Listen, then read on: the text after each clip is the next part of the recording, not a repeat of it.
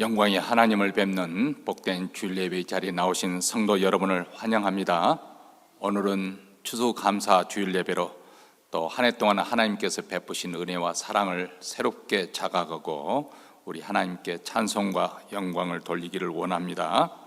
이제 사도신경으로 우리의 신앙을 하나님 앞에 고백하심으로 11월 24일 주일 예배 하나님 앞에 드리겠습니다. 전능하사 천지를 만드신 하나님 아버지를 내가 믿사오며 그의 아들 우리 주 예수 그리스도를 믿사오니 이는 성령으로 잉태하사 동정녀 마리아에게 나시고 본디오 빌라도에게 고난을 받으사 십자가에 못 박혀 죽으시고 장사한 지 사흘 만에 죽은 자 가운데서 다시 살아나시며 하늘에 오르사 전능하신 하나님 우편에 앉아 계시다가 저리로서 산 자와 죽은 자를 심판으로 오시리라. 성령을 믿사오며 거룩한 공예와 성도가 서로 교통하는 것과 죄를 사하여 주시는 것과 몸이 다시 사는 것과 영원히 사는 것을 믿사옵나이다. 아멘. 다 함께 일어나셔서 찬송가 35장으로 우리 하나님을 찬송하겠습니다.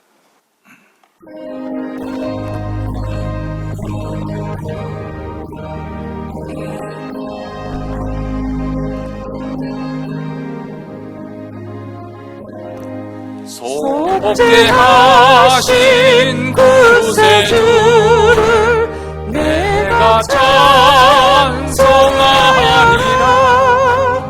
내게 자유 주시려고 주가 고난 당했네.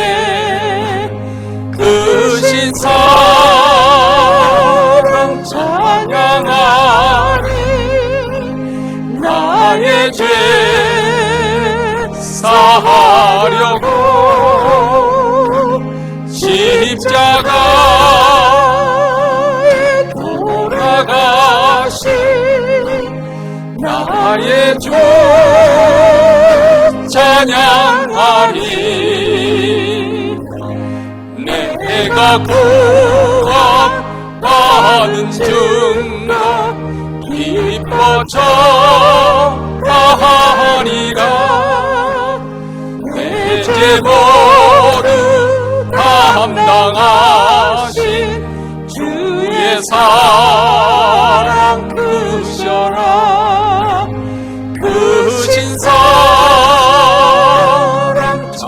찬양하리.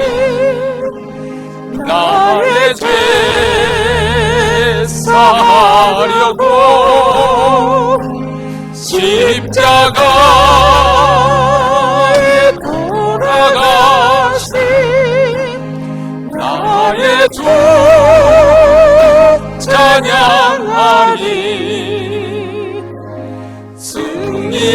승리하신 구세주를 내가 찬송하리라. 죄와 죽음 지옥 권세 주가 모두 이겼네. 크신 사랑 찬양하리. 나의 죄 사하려고 십자가에 돌아가신 나의 주 찬양하리. 고마우신 구세주를 내가 찬송하리라. 죽음에서 생명으로 나를 인도하셨네. 크신 사랑 찬양하리. 나의 죄 사하려고 십자가에 돌아가신 나 나의 주 찬양하리. 이 시간 우리 마음을 모아서 하나님 앞에 기도할 때 먼저 오늘 우리가 드리는 예배 가운데 하나님의 영광이 나타나 저희들을 압도하여 주시옵기를, 저희들이 두려움과 떨림으로 감사와 감격으로 드리는 예배가 하나님께 연락될 수 있도록 주의 영광을 나타내 주시옵소서. 우리 교회뿐만 아니라 모든 교회들, 특별히 우리 한인교회 주일 예배에 우리 하나님의 임재가 뚜렷하게 느껴지게 하시고 하나님을 만나는 경험을, 또 하나님을 만난 흔적을 안고 집으로 돌아갈 수 있도록 주의 영광을 나타내 주시옵소서. 두 번째로는 추수감사주일을 맞이해서 한 해 동안 우리 하나님의 받은 바 은혜, 은총에 감사하며 찬송을 돌려드리고 또 감사의 기도를 드리십시다. 우리 하나님께서 우리에게 건강을 주시고 우리를 지켜주시고 모든 복락을 누리게 하여 주시는 은혜에 감사할 뿐만 아니라 하나님이 자네에게 허락된 구원과 영생과 천국과 복음과 그리고 기쁨과 또 감격, 영광을 인해서 감사와 찬송을 돌려드리십시다. 세 번째로는 또 이 아침 우리 가정과 우리 자신의 간절히 소원한 바, 우리 소원을 하나님께 아랠 때 또 우리 교우들 가운데 여전히 춥고 또 굶주리고 헐벗어 있는 교우들이 혹시 있는지 돌아보면서 또 병상에 있는 교우들, 특히 또 이렇게 병원에 또 입원 중인 박순환 권사님을 기억하면서 여러 아픈 성도들을 위해서, 그들의 영혼을 위해서, 또 그들의 가정의 문제 해결을 위해서 이 시간 함침해서 하나님 앞에 통성으로 다 함께 기도하겠습니다. 자비로우시고 은혜로우신 하나님 아버지, 오늘 이렇게 복된 주일을 맞이하여 하나님 앞에 나오게 하시니 감사합니다. 그리스도의 피를 힘입어 은혜의 보좌 앞에 나 찬송하며 찬양하며 기도할 때 우리 하나님께서 하늘문을 온갖 신령한 복으로 충만하게 채워주시는 귀한 복이 임할 줄로 믿습니다. 오늘 또 우리 예배 가운데 하나님의 영광이 나타나 저희들을 압도하여 주시옵시고 그 거룩의 빛에 사로잡히는 귀한 시간이 되게 하여 주시옵기를 간절히 원하고 기도합니다. 우리 교회뿐 몬트레는 모든 교회들, 특별히 우리 한인교회 주의 영광이 나타나 저희들을 압도하여 주시옵소서. 주님을 임재가 생생하게 느껴지고 경험하는 예배가 되게 하시고 하나님을 만날 흔적을 안고 돌아갈 수 있도록 주여 두려움과 떨림으로 감사와 기쁨으로 드리는 이 예배를 주께서 연락하여 주시옵기를 원합니다. 하나님의 영광으로 저희들을 아버지 하나님여 합도하여 주시옵기를 다시 한번 기도합니다. 하나님 아버지, 오늘은 추수감사주일로 하나님 믿는 자 자녀들이 하나님께 감사하며 예배를 드리는 이 시간에 우리 하나님의 은혜로우심, 의로우심과 거룩하심과 자비로우심을 생생히 다시 한번 자각하게 하시고 한 해 동안 베풀어지는 은혜에 감사합니다. 가족들을 지켜주시고 생업을 아버지 허락하여 주시옵시고 수고한 것을 거두게 하신 하나님 은혜 감사합니다. 자비로우시고 은혜로우신 하나님, 무엇보다도 하나님의 백성이 되어 하나님의 나의 하나님이 되어주시고 우리의 삶을 아버지 지켜주시고 인도하여 주시는 은혜, 무엇보다 하나님 믿는 자에게 구원과 영생과 천국과 소원과 그리고 아버지 하나님의 은혜와 자비 하나님께서 허락하여 주신 것, 하나님의 지혜와 거룩을 허락하여 주시는 은혜 감사하며 찬송하며 영광을 돌려드립니다. 오늘 또 이 아침 우리 자신과 우리 가정에 간절히 소원하는 기도 제목을 아뢰입니다. 자녀들을 위해서 축복하며 기도합니다. 하나님, 우리 생업에 주께서 복을 주시기를 원합니다. 우리 장래 노후가 하나님의 손에 맡긴 바 되어서 우리 하나님께서 책임져 주시는 인생이 되기를 간절히 원하고 기도합니다. 우리 교우들 가운데 이 추운 시절에 아버지 하나님의 검주리고 헐벗은 우리 교우들이 있는지 돌아보면서 특별히 병상에 애롭고 쓸쓸한 가운데 고통 가운데 놓이는 성도들, 우리 하나님 치유의 손길을 함께 하시고 병을 고치시고 하나님의 치유의 능력으로 함께 하시고 회복케 하시는 은혜로 가정마다 회복되는 축복된 이 시간이 되도록 주여 주께서 역사하여 주시옵기를 간절히 원하고 기도하오니 하나님 역사하여 주시옵소서. 주의 뜻이 이루어지기를 간절히 원하고 기도하옵니다.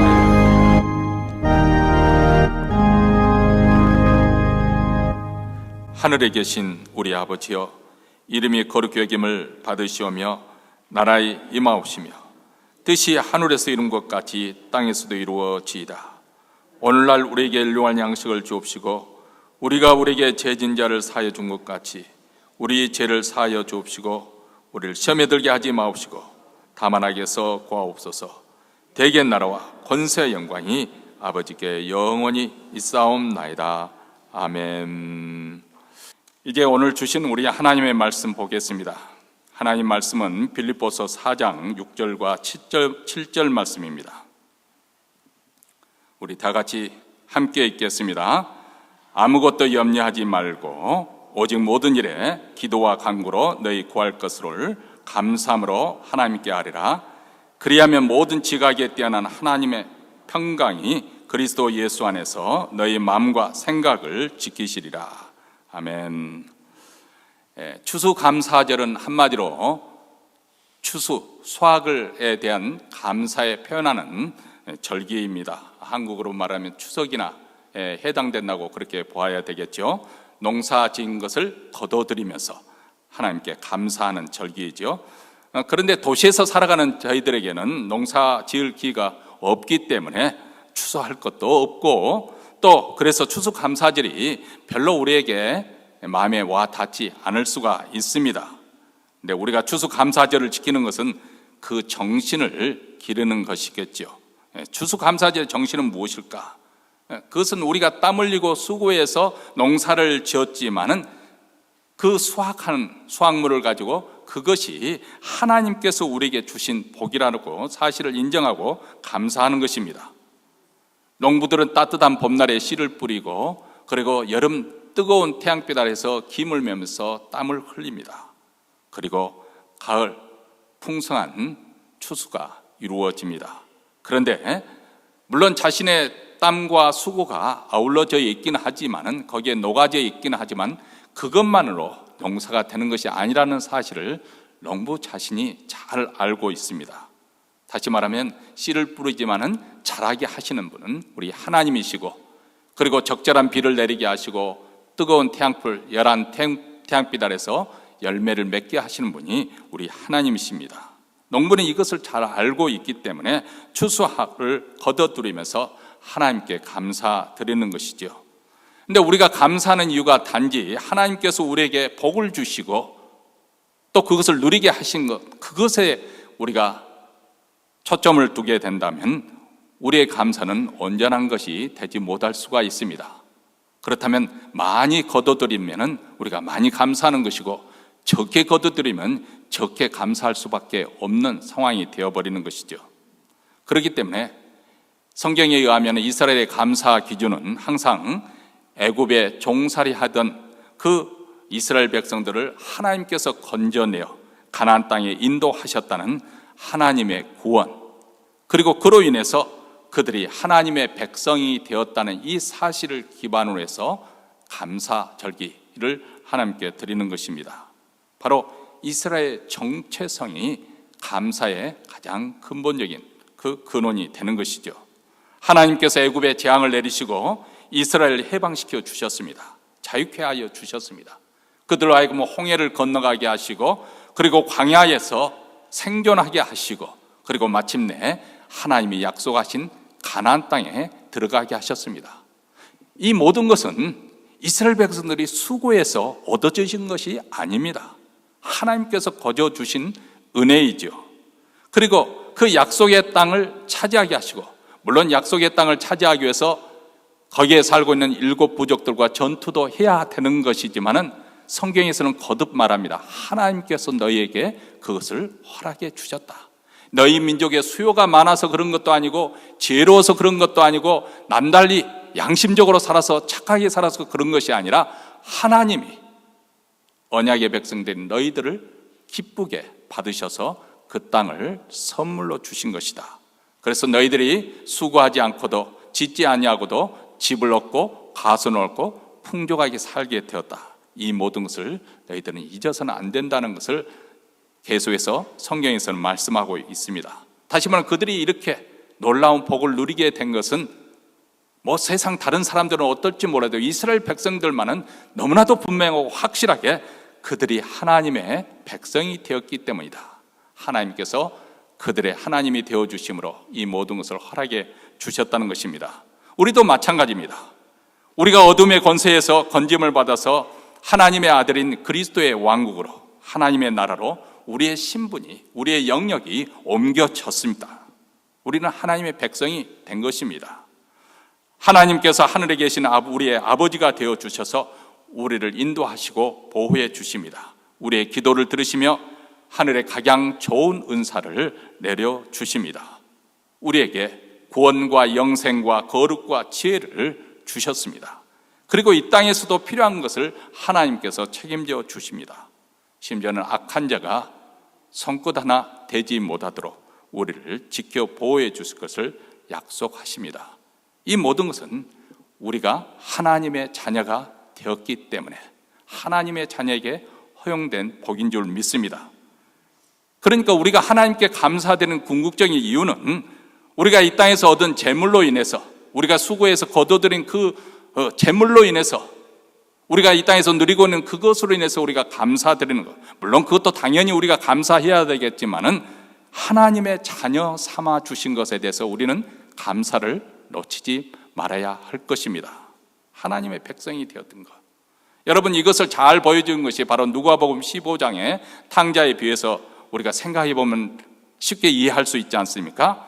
탕자가 멀리 떨어져 애국에까지 가서 살다가 돈이 있을 때는 잘 나가다가 돈이 다 떨어지고, 또 그 해 또 그 나라에 흉년이 드니까 아주 비참한 곳에 떨어지고 먹을 것이 없어서 심지어는 돼지가 먹는 쥐엄 열매를 먹고 굶주림을 채우고자 하고, 그렇게 거의 죽을 지경에 이르렀을 때 정신이 들었습니다. 정신이 들었단 말은 한마디로 철이 들었다는 것이죠. 내가 아버지 품에 있을 때 얼마나 행복했는지, 내가 과거에 누렸던 그것을 나는 당연하게 하찮은 것으로 오히려 항상 남들과 비교하면서 남들은 자유롭게 홀홀 아버지 품을 떠나서 자유롭게 사는 걸 부러워했었는데, 내가 아버지 품에 있을 때 얼마나 만족스럽고 행복했었는지 비로소 깨닫게 되었다는 것입니다. 참 우리 인간의 어쩔 수 없는 그 한계가 여기 있는 것 같아요. 제가 이번에 한국에 나가서 조금 소소한 일로, 중요한 일은 아니지만 소소한 일로 아주 바쁘게 가족 일을 돌보면서 그렇게 시간을 보냈는데, 가족 중에 한 분이 스트로크에 왔어요. 한쪽 부분이 완전히 마비가 되어졌습니다.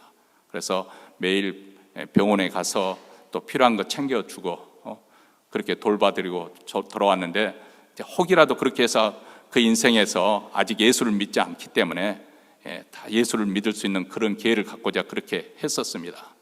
저와 비슷한 또래의 나이 연배인데 그냥 한쪽에 와서 하는데, 한 번은 이제 1층 라비에서 앉아 있는데 사람들이 분주히 오고 가고 그런 모습을 보고, 두 다리로 제대로 걸을 수 있는 것이 얼마나 행복한 것인지 그런 고백을 하더라고요. 사람들은 평소에 건강하게 있으면 건강의 고마움을 잘 모릅니다. 근데 인간의 참 아이러니한 것은 우리가 모든 것을 다 상실했을 때 비로소 감사하는 법을 배우는 것 같아요. 내가 건강했다는 사실에 얼마나 감사하고 고마운 것인지, 내게 있었던 그것을나마 행복하게 가정생활을 했던 것이 얼마나 행복한, 소중한 것인지 우리는 비로소 그때 깨닫습니다. 탕자도 집을 떠난 후에 또 가장 비참한 상태에 있을 때 비로소 자기가 가졌던 그것이 얼마나 큰 특권이었는지, 얼마나 큰 복락을 은총 속에 살고 있었는지 그것을 비로소 깨달았던 것이죠. 그리고 이제 정신이 들어서 굶어 죽지 않기 위해서 집으로 돌아가는데, 돌아가지만은 자기가 자기 아들의 자격을 상실했다는 것을 본인은 자각하고 있었습니다. 그래서 아들 대우받는 것은 언간생심 바라지도 않습니다. 다만 품꾼의 한 사람으로 써주신다면 감지덕지할 것이다, 그런 마음으로 돌아갔지요. 그런데 아버지는 멀리서 그 아들이 돌아오는 것을 보고 뛰어가서 그를 얼싸안고 환영을 해줍니다. 그리고 그의 헌 누더기 옷을 다 벗겨버리고 새 옷을 입히고 신발을 신기고 그리고 손에 가락지를 끼워줍니다. 그러면서 살린 송아지를 잡아서 동네 잔치를 벌이게 됩니다. 무엇을 잘했다고 이런 환영을 하는 것일까요? 만약 이때 탕자가 아버지가 입혀준 이 새 옷을 보고 이거 무슨 메이커 제품인가? 얼마나 돈을 들였을까? 아니, 이 손에 있는 것이 맷돈 순금인가?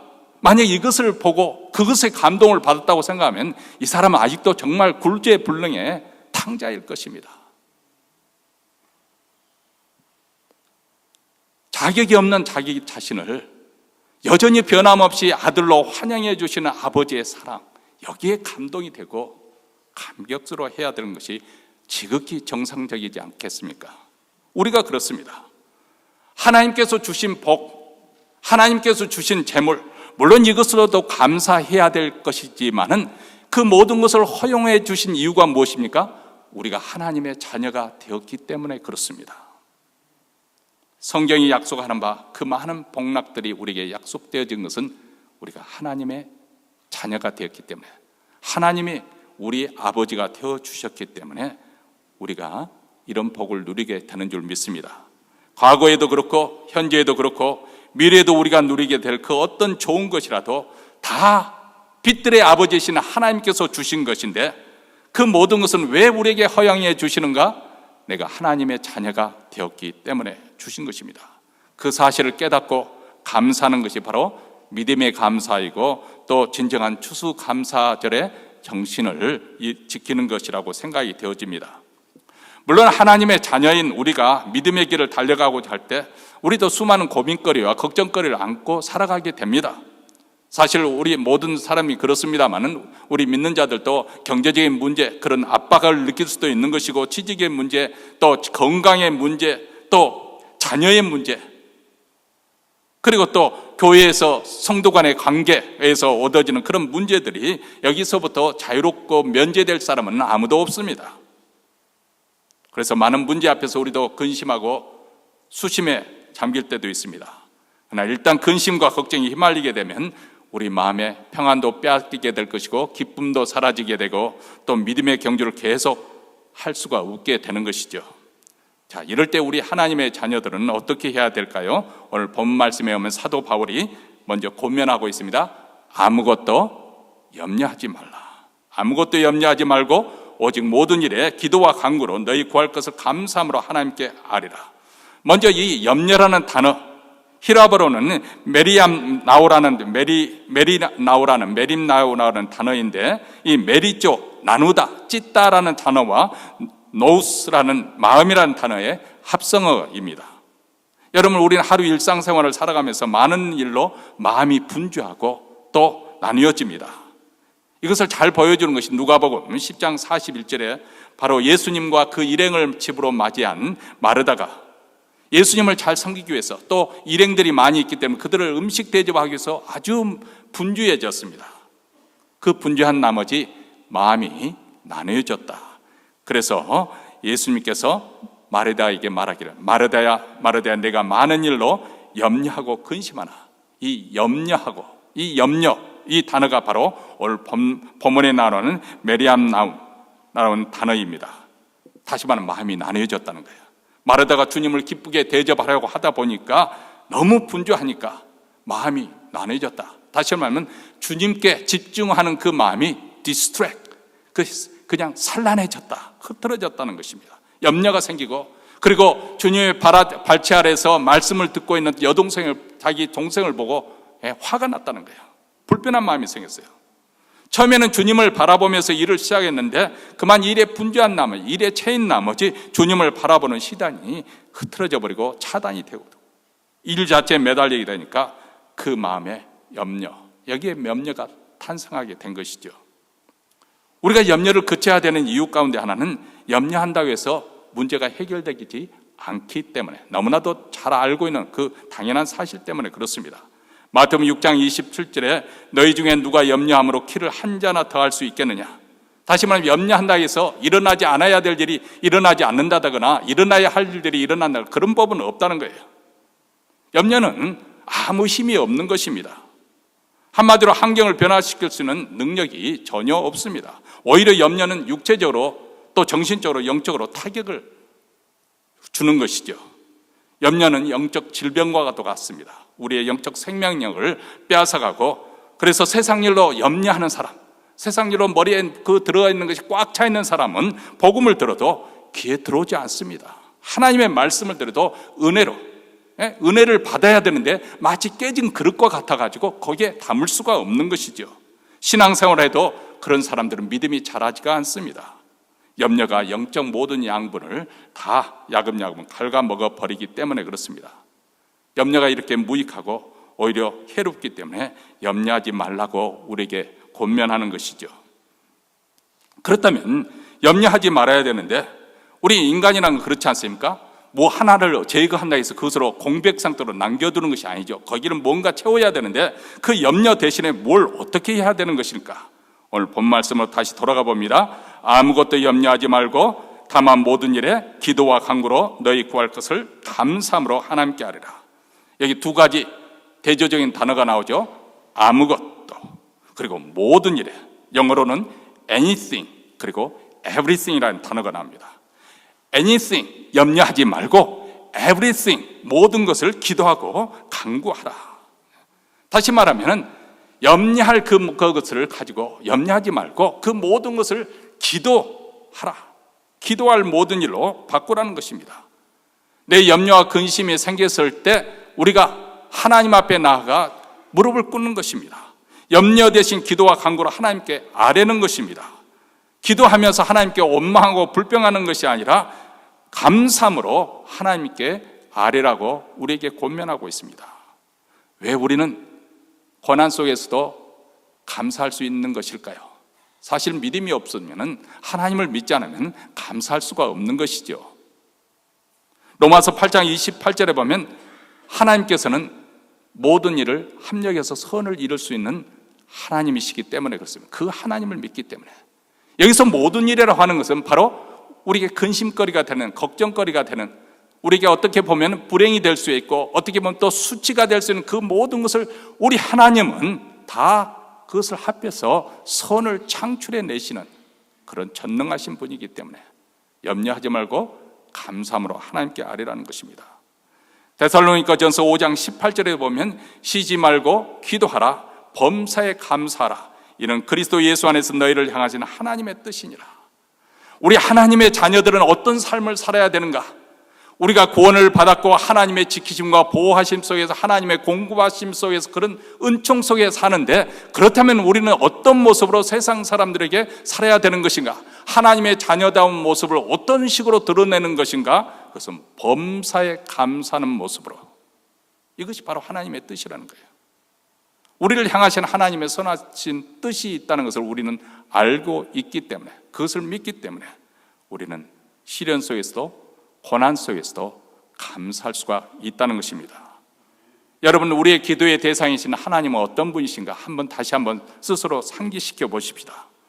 로마서 8장 32절에 보면 자기 아들을 아끼지 아니하시고 우리 모든 사람을 위하여 내어주시니가 어찌 그 아들과 함께 모든 것을 우리에게 주시지 않겠느냐. 소낙비에 와서 싹 쓸어가 버리는 그런 정도보다도 가랑비가 별 볼 일 없는 것 같지만 그것이 밤새도록 가랑비가 내리면 어떻게 됩니까? 싹 쓸어갈 때는 겉모습만 젖어있죠. 속까지는 물이 파고들지는 않잖아요. 그러나 가랑비로 소복소복 내리면은 아주 그 깊숙이까지 축축해지잖아요. 젖어들지 않습니다. 이 하나님의 말씀을 우리 마음에 그렇게 한번 되새겨보면서 한번 그 말씀의 의미를 새겨보시기 바랍니다. 하나님은 자신의 독생자까지 아끼지 아니하시고 우리를 위해서 내어주셨다고 말씀하고 있습니다. 독생자까지 아끼지 않으셨다, 이 말은 하나님 자신의 자식이라는 것은 자신의 분신과 마찬가지잖아요. 독생자를 내어줬잖아요. 자기를 내어줬다는 거예요. 자신의 생명을 던지셨다. 그래서 우리를 건져주셨다는 거예요. 하나밖에 없는 독생자까지 내어주시고 생명까지 희생하신 분이시라면 무엇인들 주시지 않겠습니까? 사랑하는 자녀에게 가장 좋은 것을 주고자 하는 것이 부모님의 마음이지 않습니까? 여러분, 지금은 먹을 것이 풍성하고 특히 미국에 사는 우리는 먹을 것 가지고 걱정하시는 경우가 대부분은 그런 문제를 해결하고 살지 않습니까? 근데 우리 어렸을 때만 하더라도 사실 먹는 것이 그렇게 풍족하지 못해서 좀 부족할 수가 있어요. 그리고 또 가족들이 많다 보니까, 자녀들이 많다 보는 그런 가족들에서는 한정된 그것 때문에 먹으려고 막 달려들면은 부모들은 그것을 지켜보고 흐뭇하게 보시기만 하지요. 그러다가 이제 한참 먹다가 그래도 양심에 있어가지고 엄마도 좀 드세요, 그렇게 말해도 하면 엄마가 뭐라고 말합니까? 웃으시면서 나는 괜찮다, 너희들만 먹어라. 이게 바로 엄마의 마음이거든요. 자식들이 먹는 거 본인은 배가 골문지언정 자식들이 먹는 것을 보고 흐뭇해하고 그것으로 배부른 거예요. 그것이 바로 부모의 마음인데, 이 땅에서도 부족한, 정말 여러 가지 면에서 불완전한 부모들도 자녀들에게만은 가장 좋은 것을 주시고자 하는데, 이 악한 부모라 할지라도, 심지어는 악한 부모라 할지라도 자녀가 밥을 달라고 하는데 돌덩어리를 집어줄 자가 어디 있으며, 생선을 달라고 하는데 뱀을 집어줄 자가 어디 있겠느냐. 그러면 불완전한 육신의 아버지도 우리가 가장 좋은 것을 주기를 원하는데, 하물며 하늘에 계신 너희 아버지일까 보냐. 결코 그럴 수가 없다는 것입니다. 하나님은 필요한 우리 모든 것을 넘치도록 베풀어 주십니다. 하나님은 우리 각자의 행복에 지극한 관심을 가지고 계십니다. 나에게 지금 무엇이 가장 필요한지, 어느 때 주는 것이 가장 좋은지를 하나님은 내 자신보다도 더 정확하게 알고 계십니다. 아마 이 말씀을 드리면 즉각 또 반발하는 마음이 또 생길 거예요. 하나님이 나에게 뭘 해줬다고, 나는 이것도 부족하고 저것도 부족하고, 아무개 보면 저렇게 잘 나가는데 나는 이 모양이 꼴인데, 아마 즉각 이렇게 반발할 수도 있을 것입니다만은, 그런데 하나님은 나보다도 더 잘 아십니다. 무엇이 나에게 가장 필요하고, 그리고 어느 때 가장 적절한 일을 우리 하나님은 잘 아십니다. 그리고 준비하십니다. 가장 좋은 때 가장 좋은 것으로 내게 베푸시는 분이 하나님이십니다. 이 하나님을 우리가 신뢰하게 되면은 우리는 어떤 상황 속에서도, 심지어는 우리가 고난 가운데 있을지라도 감사함으로 기도할 수 있다는 것입니다. 자, 이처럼 우리가 염려 대신에 감사함으로 하나님께 하려면 어떤 놀라운 역사가 일어나게 될까요? 7절 말씀입니다. 우리 함께 읽겠습니다. 그리하면 모든 지각에 뛰어난 하나님의 평강이 그리스도 예수 안에서 너희의 마음과 생각을 지키시리라. 모든 지각에 뛰어난 하나님의 평강, 우리 인간의 모든 이해와 상식과 지성과 이성을 초월하는 하나님의 평강, 이것은 과학적으로 분석할 수 있는 것도 아니고 논리적으로 말로 설명할 수 있는 것도 아닙니다. 이것은 누가 가르쳐서 전수해 줄 수 있는 것도 아닙니다. 이것은 우리가 하나님께 직접 감사함으로 기도함으로 나아가는 자에게 누리는 하늘의 축복이고 영적인 비밀인 줄 믿습니다. 주님께서 하나님의 평강을 우리 4명 가운데 허락해 주셔서 우리의 마음과 생각을 지켜주신다. 여기서 지켜주신다는 것은 군인들이 아주 철동같이 물샐 틈 없이 방어해 준다, 그런 의미가 들어있습니다. 여러분, 사도행전 12장에 보면 베드로가 바로 이런 평안을 경험하고 있지 않습니까? 여기 보면 헤로드 왕이, 여기서 헤로드 왕이라는 것은 헤롯 대왕의 손자인 아그리파 1세를 말하는 건데, 어느 날 갑자기 아무 이유도 없이, 뭐 어떤 뚜렷한 타당한 이유도 없이 교회를 박해하기로 결심을 합니다. 그래서 교회 중에 몇 사람을 해하려고 손을 들었습니다. 먼저 세베대의 아들 요한의 형인 제자 야고보를 잡아 죽였는데 아주 유대인들이 좋아하는 거예요. 그래서 이제 그 당시에 그 예루살렘 교회의 수장인 베드로마저 죽이려고 이제 잡아들였는데, 바로 이제 유교절 전날이기 때문에 유교절 유대인들이 성스럽게 여기는 절기에 피 흘리는 것은 좋지 않게 여기기 때문에 일단 베드로를 옥에 가두죠. 병사들을 시켜서 삼엄하게 지킵니다. 베드로는 두 군사사의 쇠사슬에 묶여 있습니다. 문 밖에도 두 군인들이 지키고 있습니다. 이제 날이 밝으면 꼼짝없이 이대로 끌려나가서 참소형을 당할 수 있는 그런 상황이고, 어쩌면 그날이 바로 마지막 밤, 이 땅에서 맞이하는 마지막 밤이 될 수 있다는 것을 베드로는 잘 알고 있었을 것입니다. 그런데 본문에 보면 베드로는 그럼에도 불구하고 깊은 잠에 자고 있었습니다. 심지어는 하나님이 보내신 천사가 그의 옆구리를 찔러서 그를 깨워야 했고, 그래서 그를 인도해 내갈 만큼 안심하고 푹 잠이 들었습니다. 이것이 하나님께서 우리의 기도에 응답하시는 한 방식입니다. 다음날 아침에 사형에 처해질 줄 알고 있는 베드로에게 잠을 선물로 주신 것이죠. 이런 일은 새삼스러운 것이 아니죠. 구약 성경에 이미 이것을 말씀해 주고 있지 않습니까? 시편 3편 5절에 보면 내가 누워 자고 깨었으니 여호와께서 나를 붙드심이로다. 4편 8절에도 내가 평안히 눕고 자기도 하리니 나를 안전히 거하게 하신 이는 오직 여호와시니라. 자, 시인은 원수들에게 지금 둘러싸여져 있는 아주 긴박한 비상한 상황이에요. 시인을 에워싸서 치리하고 거짓을 좋아하는 악인들이 그를 파멸시키려고 하는데, 그런데 시인은 내가 평안히 눕고 자기도 하리니. 무엇 때문에요? 하나님께서 나를 붙드시기 때문에. 우리 주님께서 우리에게 이것을 약속하고 있는 것이죠. 요한복음 14장 27절에 보면 평안을 너에게 끼치노니 곧 나의 평안을 너에게 주노라. 내가 너에게 주는 것은 세상이 주는 것 같지 아니하니라. 너희는 마음의 근심도 말고 두려워하지도 말라. 자, 이 평안을 지금 베드로가 경험하고 있는 거예요. 여러분, 우리는 베드로에게 이런 놀라운 변화에 주목할 필요가 있습니다. 이전에 보면 베드로가 예수님께서 붙잡히는 그 동산에서 베드로가 두려워해서 도망갔습니다. 다른 제자들과 함께 도망갔다가 간신히 용기를 내서 이제 대제사장 뜰까지 들어갔지만은 3번이나 나는 그를 모른다. 나중에는 마지막에는 저주하면서까지 예수님을 부인했습니다. 근데 그랬던 그가 이제 다시금 똑같은 상황에 죽음에 직면해 있는 그런 상황입니다. 군사들 틈에 쇠사슬에 묶여 있습니다. 그런데 그는 평안한 잠 가운데 깊은 잠이 들었습니다. 왜냐하면 하나님이 얼마나 신실한 분이신지, 자기에게 속한 자를 하나님께서 기억하시며 지키실 것을 믿었기 때문에. 하나님께서 이러한 믿음 있는 자에게 평안을 주십니다. 세상이 빼앗아 갈 수 없는 평안입니다. 이것이 바로 염려하지 않고 모든 것을 감사함으로 아뢰는 자에게 하나님께서 주는 기도의 응답의 방식입니다. 사람들은 일반적으로 당면한 현실적인 문제가 해결되는 것이 바로 하나님의 사랑이다. 이것이 바로 하나님께서 우리에게 주시는 복이다.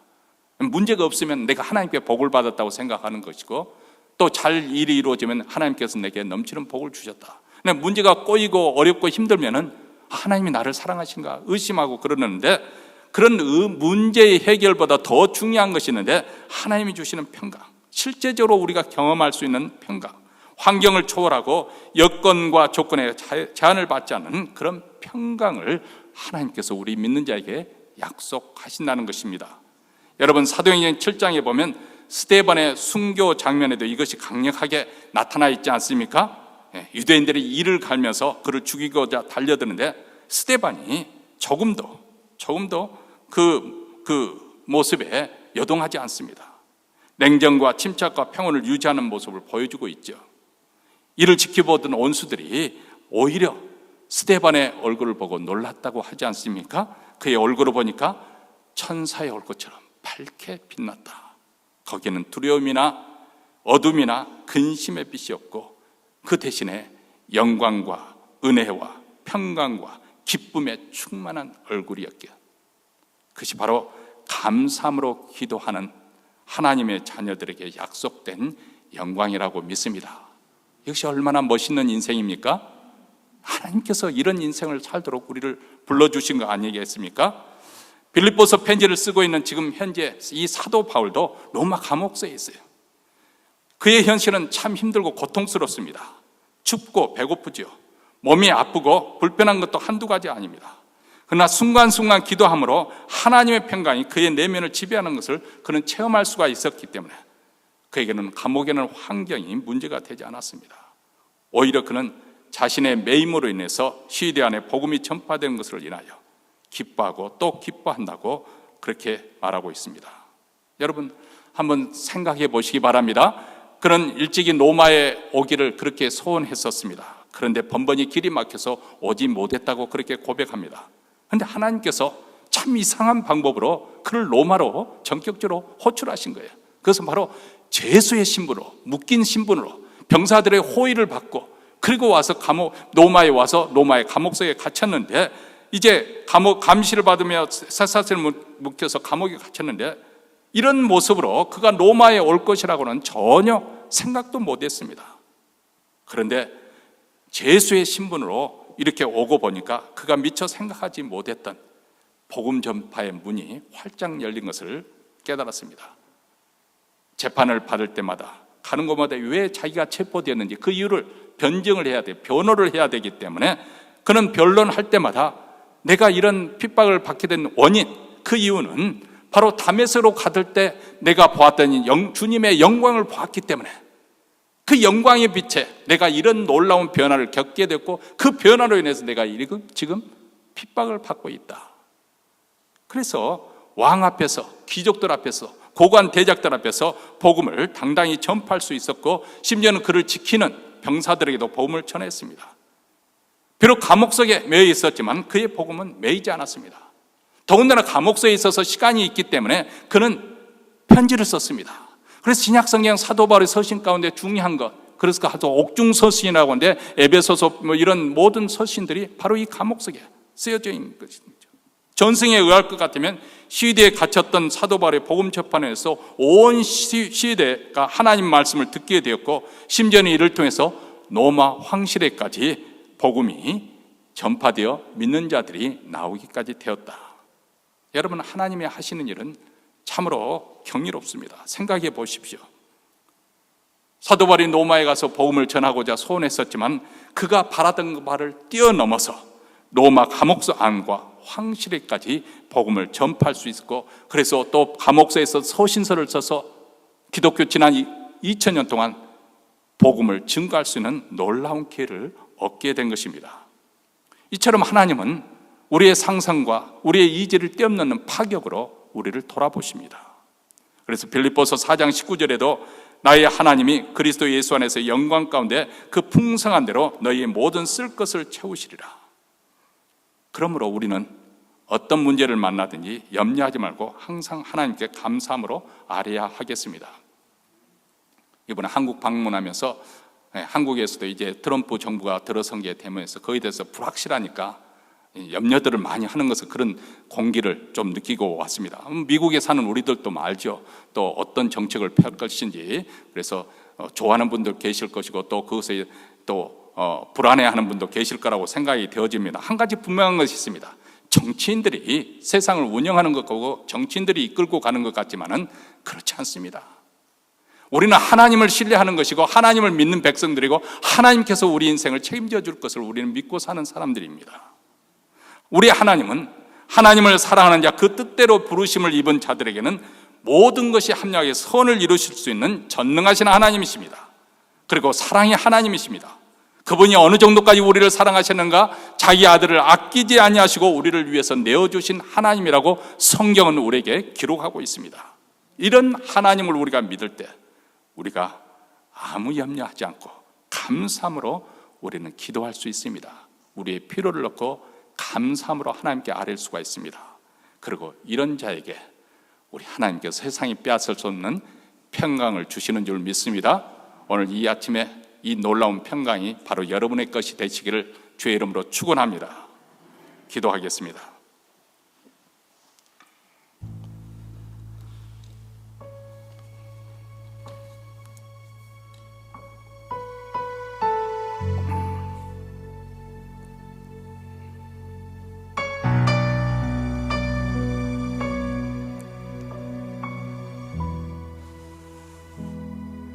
하나님 아버지, 세상 그 어느 때보다도 불확실성이 증가됨에 따라서 사람들의 마음에 불안감이 증대되고 있고 앞일에 어떤 일이 일어날까 두려움에 사로잡혀 있는 것을 봅니다. 그러나 하나님의 자녀들에게 우리 하나님께서는 평안을 약속해 주셨습니다. 아무것도 염려하지 말고 오직 모든 일에 감사함으로 하나님께 아뢰라. 그리하면 모든 지각 위에 뛰어난 하나님의 평강이 너희 마음과 생각을 지키시리라. 우리 주님 약속하여 주셨습니다. 살아계신 하나님을 믿고 우리가 살아계신 그 하늘에 계신 하나님의 자녀인 것을 우리가 우리의 정체성을 확인하게 될 때 하나님, 우리는 두려워하지 않겠습니다. 염려하지 않겠습니다. 불안해하지 않겠습니다. 오히려 감사하며 하나님을 찬송하며 우리의 남은 여정 신뢰 순례의 길을 계속해서 나아가기를 원합니다. 오늘 감사의 마음을 담아서 하나님께 예물을 가지고 나왔습니다.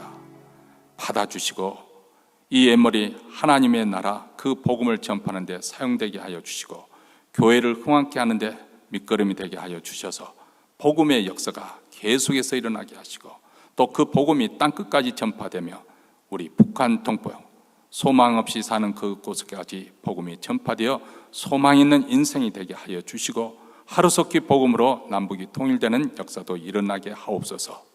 감사드리오며 우리 구주 예수 그리스도의 이름으로 기도하옵나이다. 아멘. 우리 다 함께 일어나셔서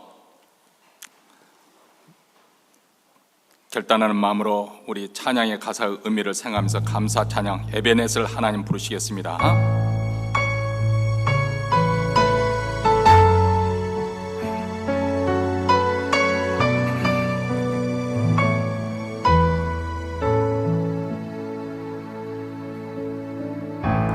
감사하신 하나님, 에베네셀 하나님, 살아계신 하나님, 에베네셀 하나님, 여기까지 인도하셨네. 감사하신 하나님, 여기까지 인도하셨네. 살아계신 하나님, 감사하신 하나님, 에베네셀 하나님,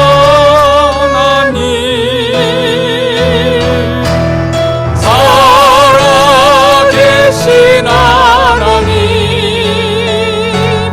에베네셀 하나님,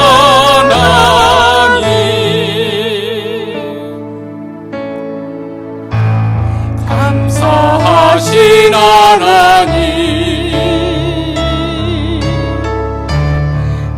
에베네셀 하나님, 살아계신 하나님, 에베네셀 하나님, 강릉에도 인도하시리. 감사하신 하나님, 장래에도 인도하시리. 살아계신 하나님, 감사하신 하나님, 에베네셀 하나님,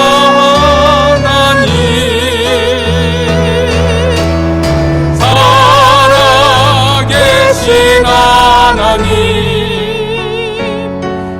에베네셀 하나님, 우리영 감사하신 하나님, 감사하신 하나님, 에베네셀 하나님, 살아계신 하나님, 에베네셀 하나님.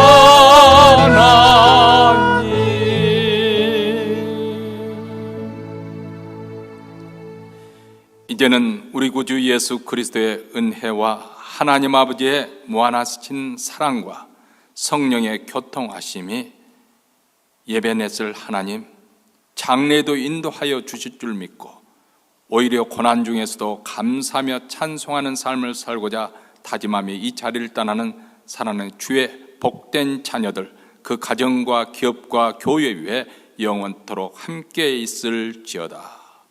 아멘.